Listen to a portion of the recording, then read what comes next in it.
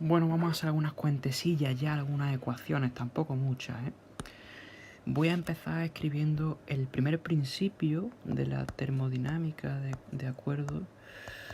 Si os habéis dado cuenta, estoy usando la aplicación de notas por defecto del iPad.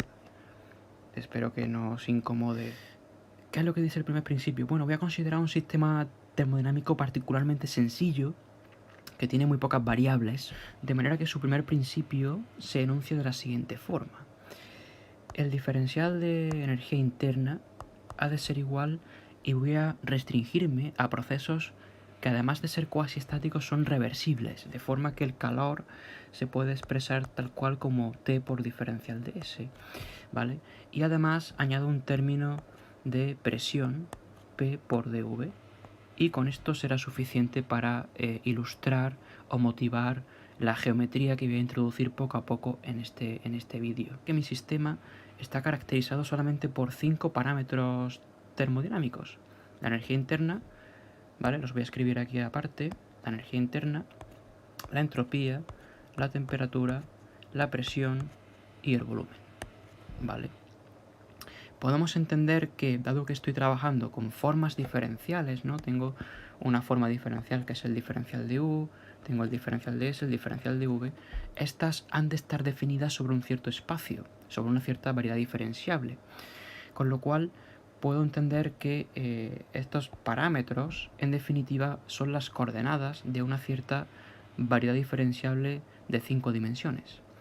A priori, no hay ningún motivo para no considerar que esta variedad es simplemente R5, ¿vale? No hay en principio ningún tipo de no trivialidad topológica ni nada raro que debamos tener en cuenta aquí, de forma que estas 5 coordenadas son simplemente las coordenadas cartesianas de un R5, de un espacio cartesiano de 5 dimensiones.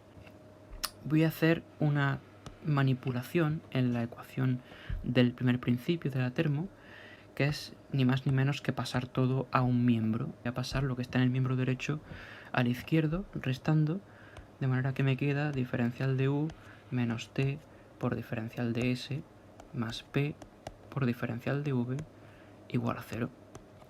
Y tengo pues que hay una cierta forma diferencial, que es esta de aquí de la izquierda, que en principio es no nula, que la estoy igualando a 0. A esta forma diferencial la llamaré a partir de ahora eta, y que se conoce en la literatura como la forma de Gibbs, en honor a Josiah Willard Gibbs. Muy bien, ¿y por qué esta transformación que acabo de hacer es interesante? Porque estoy diciendo que hay una forma diferencial sobre mi espacio R5, que es la forma de Gibbs, que es igual a 0. Y esto es un postulado que introduzco externamente. Matemáticamente esto no tiene por qué ser así. Pero yo impongo por motivos físicos que esta forma ha de ser nula, y esto me representa la conservación de la energía.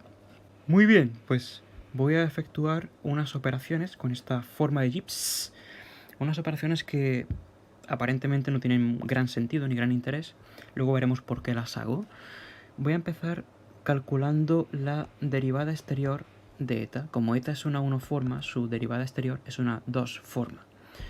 Y se calcula de manera muy sencilla, sin más que aplicar las reglas de cálculo de una derivada exterior, obteniendo menos dt wedge ds más dp wedge dv, ¿vale?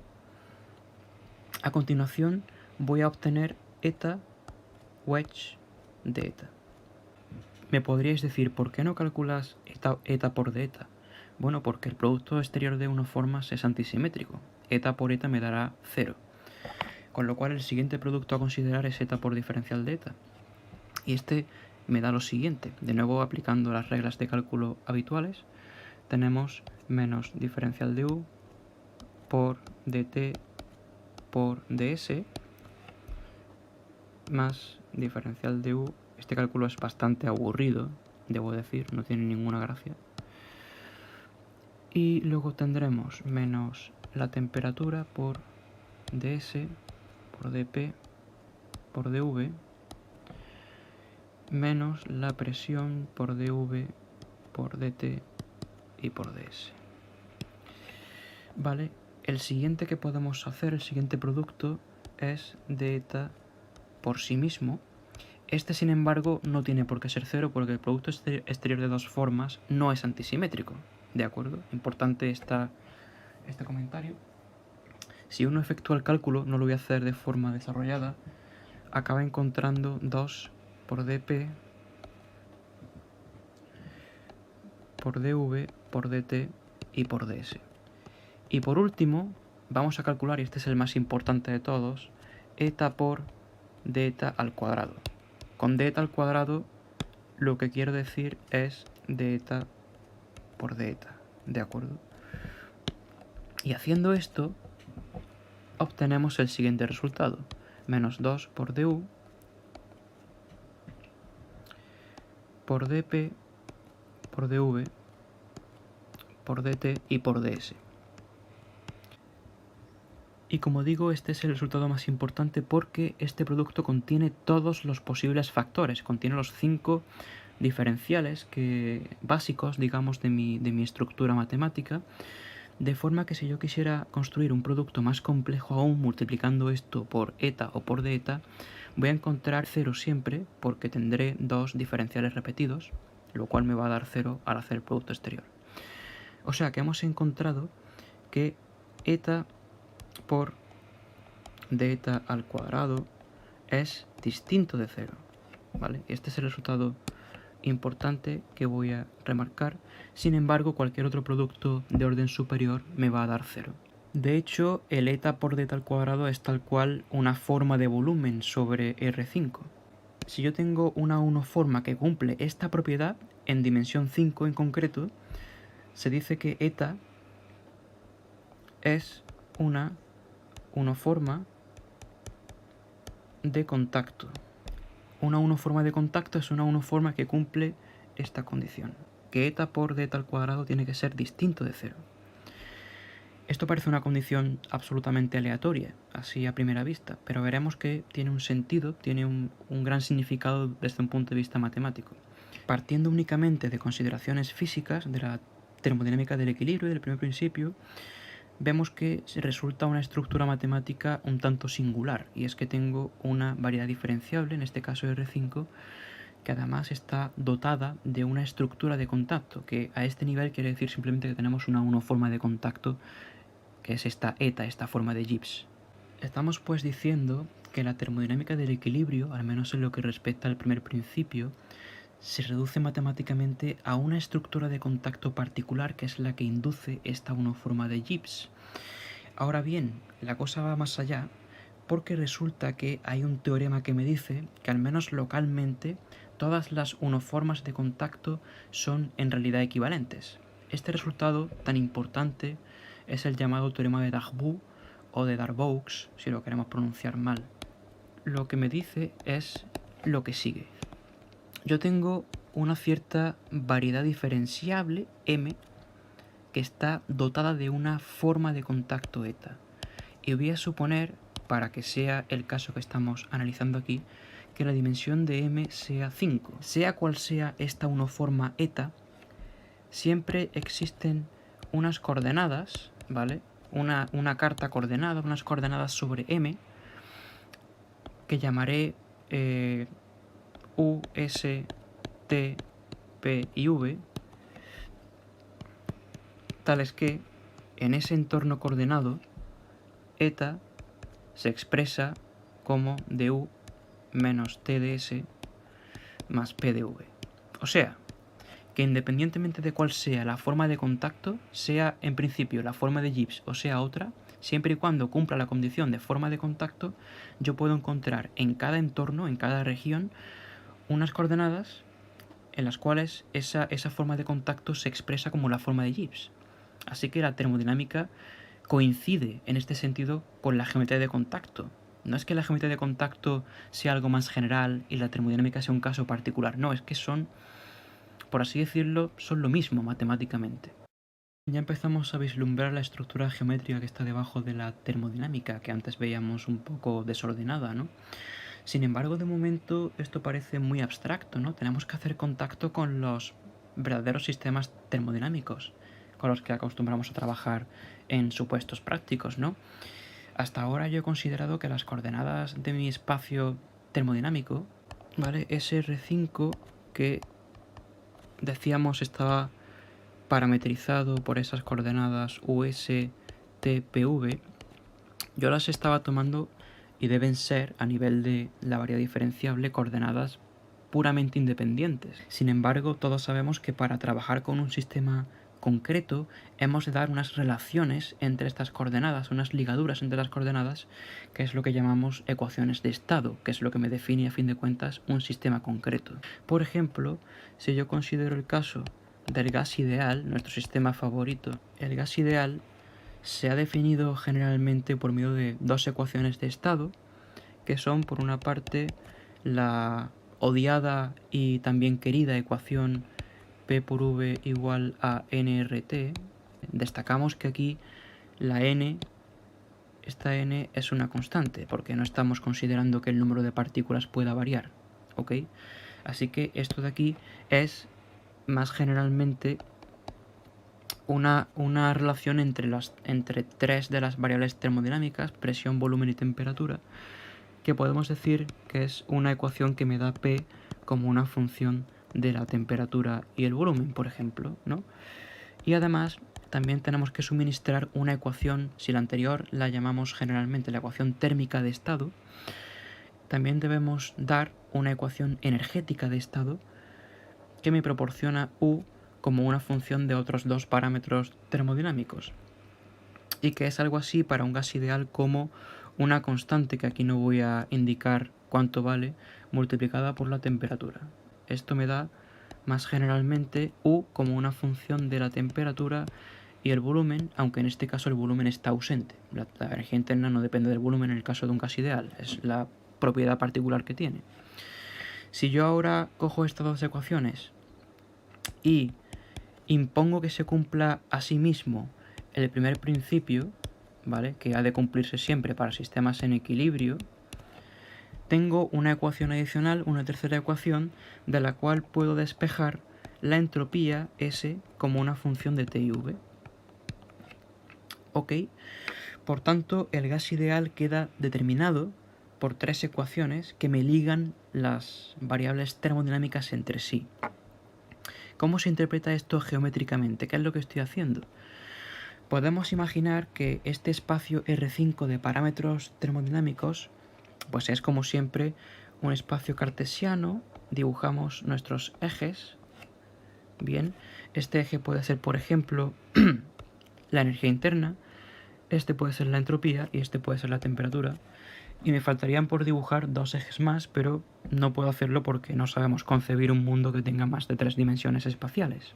¿Cuál es entonces el efecto de dar estas tres ecuaciones que me relacionan de distinta forma estos parámetros a priori no constreñidos, libres? Pues lo que estoy haciendo es dar una subvariedad de este R5. Por cada ecuación que yo dé que me liga las variables, reduzco en 1 la dimensión.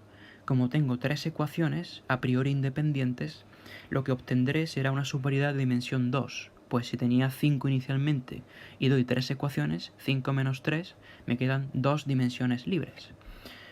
Puedo pues representar el resultado de imponer esas tres ecuaciones de estado como una región bidimensional, una superficie, algo así, ¿no?, contenida en mi R5, en mi espacio de parámetros termodinámicos. A esta subvariedad la llamaré L, por motivos que conoceremos más adelante.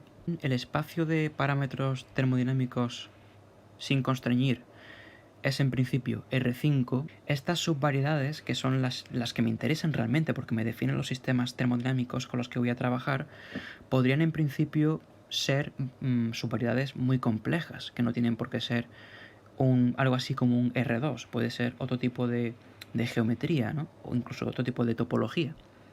Entonces ahora podría proponer una definición geométrica tentativa de lo que es un sistema termodinámico en equilibrio. Podría decir que un sistema en equilibrio es una subvariedad bidimensional de mi espacio de parámetros termodinámicos. Sin embargo, esto no es del todo correcto. ¿Por qué? Porque debe cumplirse siempre el primer principio. Sin embargo, si yo tomo una subvariedad cualquiera, el primer principio no tiene por qué ser cierto, porque a lo mejor la forma de Gibbs sobre esa subvariedad no es cero. Una definición que parece ser correcta de un sistema termodinámico en equilibrio, desde un punto de vista puramente geométrico, sería una subvariedad bidimensional sobre la que se satisface el primer principio, es decir, la forma de Gibbs es idénticamente nula sobre esta. Sería algo así como decir que si yo cojo mi eta, esta eta, la forma de Gibbs, que en principio no es nula, ¿vale? Es una forma que no vale cero en general, y yo la restrinjo sobre la subvariedad L, ha de valer cero. ¿Ok? Si se cumple esa condición, no hay nada que me impida afirmar que esta subvariedad bidimensional está representando un cierto sistema en equilibrio, porque está dada por 3 ecuaciones de estado, como en el caso del gas ideal, y además se cumple la primera ley de la termodinámica, todo en orden. Hay una manera un poco más rigurosamente satisfactoria o correcta de formular esta condición, y es que, bueno, yo aquí estoy haciendo referencia a una estructura, a una eta, a una forma diferencial que está definida sobre el ambiente. Sería más placentero tener una definición que depende de una forma diferencial que está definida solamente sobre la subvariedad, que es un objeto intrínseco a la subvariedad. ¿Cómo hago eso? Pues hago uso de una construcción muy típica en geometría diferencial, que es la siguiente. Como esta L es una subvariedad de mi espacio de parámetros termodinámicos que he llamado M en general, ¿de acuerdo? Yo tengo una aplicación I, que es la llamada aplicación inclusión, que va de L en M y que lo que hace sencillamente es mandarme cada punto de L al punto de M al que pertenece. O sea, es como la aplicación identidad, pero restringida a la subvariedad. Pues dada una aplicación de este tipo, se define, bueno, no voy a dar la definición, de acuerdo, esto espero que lo defina Carlos Zapata en su curso, dada una forma diferencial eta, que es una sección del fibrado cotangente de M. Esto es una forma fancy, una de decir que eta es una forma diferencial sobre M. Yo puedo construir una eta tilde, que es una forma diferencial definida solamente sobre la subvariedad. ¿Vale? Es una sección del fibrado cotangente a la subvariedad L. ¿Y cómo se define esta eta? Pues eta tilde no es sino el pullback bajo la aplicación inclusión de eta. Lo que hace es traerme la eta a una forma diferencial definida sobre la subvariedad. Entonces, la condición que debo imponer es la siguiente. L, que es una subvariedad de M, en principio una subvariedad bidimensional, diré que L es un sistema termodinámico en equilibrio si y solo si el pullback de eta bajo la aplicación inclusión que define esta subvariedad es cero. Y esto es equivalente al cumplimiento del primer principio de la termodinámica sobre mi subvariedad. Bien, pues a estas subvariedades, que están definidas sola y exclusivamente a partir de la estructura de contacto de la unoforma eta, es a lo que se le llama subvariedades de Legendre o Legendre. Legendre es otra personalidad que aparece mucho en termodinámica y aquí la vemos también en el formalismo geométrico asociado.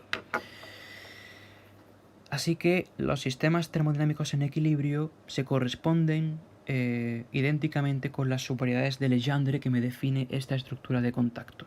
En realidad, esta condición de que L sea bidimensional es un tanto superflua. ¿Por qué? Porque si exigimos que estas L's sean las subvariedades de dimensión máxima que cumplan la condición de que podemos llamar el primer principio de la termodinámica, o sea, esto de aquí, entonces se tiene automáticamente que estas L's han de ser bidimensionales. Esto explica el por qué se necesitan exactamente 3 ecuaciones de estado, o 2 ecuaciones de estado más el primer principio, para definir un sistema termodinámico. Hola, ¿qué hay? Hemos aprendido que del primer principio se desprende de forma natural una estructura de contacto sobre mi espacio de parámetros termodinámicos y que las subvariedades de Legendre asociadas a esta estructura de contacto se identifican con los sistemas termodinámicos en equilibrio. Vamos a seguir viendo cómo se da esta relación entre geometría de contacto y termodinámica, viendo qué sucede con las llamadas ecuaciones fundamentales. ¿De qué va esto? Decíamos antes que para poder especificar un sistema termodinámico, tradicionalmente se requerían varias ecuaciones de estado que me relacionaban los parámetros termodinámicos. ¿No es así? Pero sabéis, si habéis estudiado un poco de termodinámica, que a veces basta con dar una única ecuación para especificar unívocamente un sistema termodinámico. Es lo que se llama una ecuación fundamental. Vamos a ver un ejemplo de ecuación fundamental. Supóngase que conocemos la energía interna del sistema U, pero no en función de dos variables cualesquiera, sino de la entropía y del volumen. Vamos a argumentar que esto es una ecuación fundamental para mi sistema termodinámico. Si yo conozco esto, conozco absolutamente todo acerca del equilibrio o de la dinámica de equilibrio de mi sistema termodinámico. ¿Por qué? Vamos a calcular la diferencial de esta función u.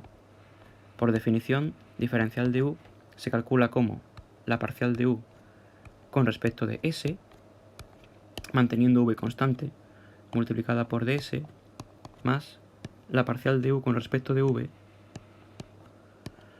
manteniendo s constante por dv.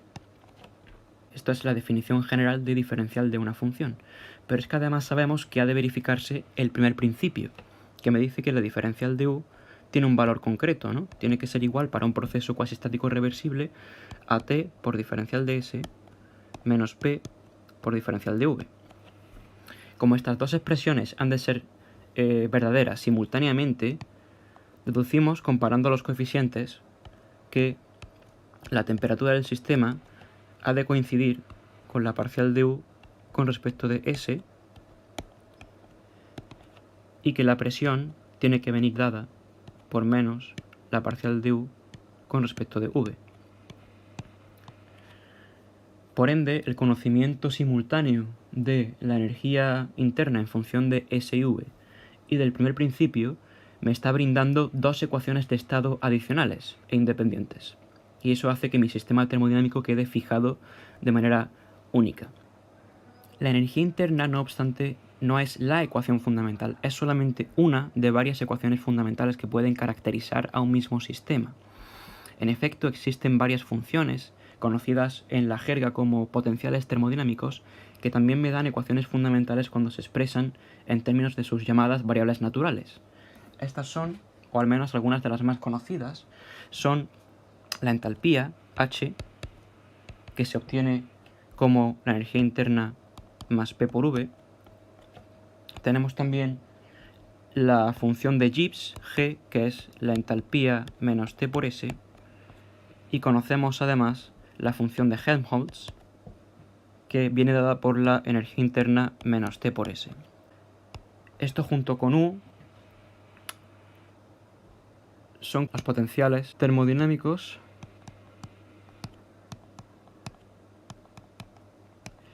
más habituales en termodinámica del equilibrio. Y como digo, es muy importante destacar que para que cada uno de estos potenciales me dé una ecuación fundamental, contenga toda la información sobre el sistema, han de venir expresados en función de sus variables naturales. En el caso de la entalpía, dichas variables son S y P. En el caso de la función de Gibbs, son P y T. Y en el caso de la función de Helmholtz, son V y T. Y para la energía interna, como decíamos, S y V. Estamos afirmando que cada uno de estos potenciales termodinámicos, expresados en función de sus variables naturales, contienen toda la información sobre el sistema, con lo cual debe ser posible obtener uno a partir de cualquier otro. Y ciertamente estas funciones están relacionadas mediante la transformación de Legendre. Yo puedo coger la energía interna y aplicar una cierta transformación de Legendre para obtener la entalpía, y de la entalpía obtener la función de Gibbs y así sucesivamente. ¿Cómo entroncan estas consideraciones con la geometría de contacto? Existe un teorema que me dice lo siguiente. sea L una subvariedad de Legendre de mi variedad de contacto. Entonces, en un entorno de dicha subvariedad existe al menos una función f, ¿vale? F es un elemento de C infinito m del conjunto de funciones suaves sobre m, tal que esta f me genera, como digo, al menos localmente, la subvariedad de Legendre. ¿Cómo lo hace? Por medio de una colección de relaciones que involucran a f y a sus derivadas parciales. Estas relaciones me ligan las variables termodinámicas y por tanto definen una subvariedad que será de Legendre. Estas funciones se entenderían físicamente como una ecuación fundamental para el sistema termodinámico asociado a dicha subvariedad de Legendre. En el caso de dimensión 5, esta f podría ser tal cual la energía interna en función de S y V. Y las relaciones a las que me refiero, que constriñen las variables termodinámicas, serían estas de aquí, que me relacionan la temperatura con una cierta derivada parcial de la función generadora U, así como la presión. Pero claro, todo lo que me proporciona esta función generadora, aquí la energía interna, es una parametrización de mi subvariedad de Legendre, una forma de parametrizar mi superficie bidimensional. Pero podrían existir otras parametrizaciones de la misma superficie, ¿no? Y en efecto, aquí tenemos otra lista de funciones generadoras, como la entalpía, la función de Gibbs y la función de Helmholtz. Todas ellas me proporcionan distintas parametrizaciones de una misma subvariedad de Legendre. Así, la multiplicidad de potenciales termodinámicos en principio equivalentes se interpreta como una manifestación de la libertad para parametrizar una cierta superficie. El teorema además me restringe las variables de las que puede depender la función generadora. No pueden ser variables cualesquiera. En el caso de dimensión 5, estas variables han de ser o bien S y V, que sería entonces la función generadora, la energía interna, o S y P, en cuyo caso estaríamos hablando de la entalpía, o P y T, que sería la función de Gibbs, o V y T, que sería la función de Helmholtz. Cualquier otra combinación no es válida y no me daría una función generadora de una subvariedad de Legendre. Puede probarse que dada una función generadora, según este teorema, su transformada de Legendre es otra función generadora y que además me genera una subvariedad de Legendre que es difeomorfa a la primera, y que por tanto todos los efectos son la misma. La explicación de este hecho reside en que la transformación de Legendre, entendida como una aplicación de la variedad en sí misma, una aplicación que transforma los parámetros termodinámicos, es una simetría de la estructura de contacto, esto es, me deja la forma de contacto invariante. Partamos ahora de un cierto sistema termodinámico en equilibrio, esto es, una subvariedad de Legendre, de acuerdo que representaré como una cierta superficie dentro de mi espacio de parámetros termodinámicos, L. Y me pregunto, ¿cómo puedo yo modelar en el contexto de la geometría de contacto un proceso termodinámico? Que es lo que quiero hacer a fin de cuentas, ¿no? En el ámbito de la geometría, siempre que uno menciona la palabra dinámica, proceso, piensa automáticamente en un campo vectorial. ¿Por qué? Un proceso podría ser perfectamente una curva contenida en esta subvariedad de Legendre. Si yo tengo una curva contenida aquí, ¿vale? Una curva gamma, cada punto de la curva me representa una colección de valores para los parámetros termodinámicos. De forma que si yo avanzo a lo largo de la curva, lo que veo es que estos parámetros evolucionan. Tengo efectivamente un proceso termodinámico, una cierta dinámica para mi sistema. ¿Cómo entran en juego aquí los campos vectoriales? Pues yo puedo, en lugar de utilizar una curva por sí sola, puedo emplear un campo vectorial cuyas curvas integrales me definan procesos termodinámicos. Si yo ahora cojo un campo vectorial que sea en cada punto tangente a esta curva, ¿vale? Tengo un campo vectorial X, entonces este campo vectorial, que además de esta curva integral gamma tendrá otras curvas integrales, que pueden o no estar también contenidas en L, pero supondremos que también lo están, mi campo vectorial X me está generando una colección de procesos termodinámicos que representan procesos físicos experimentados por el sistema termodinámico asociado a L. En resumen, si ambiciono construir un conjunto de procesos para una subvariedad de Legendre dada para un sistema termodinámico, he de buscar un campo vectorial que sea en todo punto tangente a esa subvariedad. Y en ese caso, sus curvas integrales codificarán procesos termodinámicos sufridos por el sistema en cuestión. Esto está claro, pero ¿qué pasa si tomo un campo vectorial que no es tangente a una subvariedad de Legendre? Vamos a ver qué sucede en ese caso. Yo tengo una subvariedad de Legendre, de acuerdo, la que sea, la vuelvo a pintar más o menos como la de antes, una superficie dentro de mi espacio de parámetros termodinámicos y ahora considero un campo vectorial cuyas curvas integrales, en lugar de ser tangentes, estar contenidas en la superficie, lo que hacen es intersecarla en un único punto. Está claro que esto no me representa ningún proceso termodinámico del sistema termodinámico definido por L, porque las curvas no están contenidas en L, se salen del sistema. ¿Para qué me puede servir esta construcción a priori absurda? Fíjate que las curvas intersecan en un punto a este sistema termodinámico L1, pero en otro punto, a lo largo de su trayectoria, pueden chocar, pueden intersecar con otro sistema termodinámico L2. Y más adelante se pueden encontrar con un tercero, L3, ¿vale? O sea que en cada punto de la curva, esta coincide con un único sistema termodinámico. Podemos pues imaginar que esta curva o este campo vectorial representa una deformación suave del sistema termodinámico, o dicho de otra forma, una familia uniparamétrica de sistemas termodinámicos. Os podría dar la impresión de que esto es un invento un tanto caprichoso, pero cuando se utiliza de forma inteligente, está bien bacano. Os mostraré más adelante, si mis circunstancias lo permiten, que mediante una chisma de estas es posible deformar un gas ideal en un sistema termodinámico que aparentemente no tiene nada que ver, como es un agujero negro cargado. En mecánica hamiltoniana, uno no da un campo vectorial generalmente para especificar la dinámica de un sistema, sino que lo que aporta es una función que solemos llamar el hamiltoniano del sistema. ¿Por qué es esto equivalente a dar una dinámica, o sea, un campo vectorial que me especifica la evolución del sistema?